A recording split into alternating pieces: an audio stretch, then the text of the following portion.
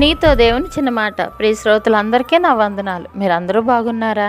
మీరందరూ బాగుండాలని వాక్యం ద్వారా స్థిరపరచబడాలని ప్రార్థిస్తున్నాను. ఈరోజు దేవుని వాక్యము ఎఫెసీ పత్రిక 3:20-21 మనలో కార్యసాధకమైన తన శక్తి చొప్పున మనం అడుగు వాటన్నిటికంటేను ఊహించు వాటన్నిటికంటేను అత్యధికముగా చేయు శక్తి గల దేవునికి క్రీస్తు యేసు మూలముగా సంఘములో తరతరములు సదాకాలము మహిమ కలుగునుగాక.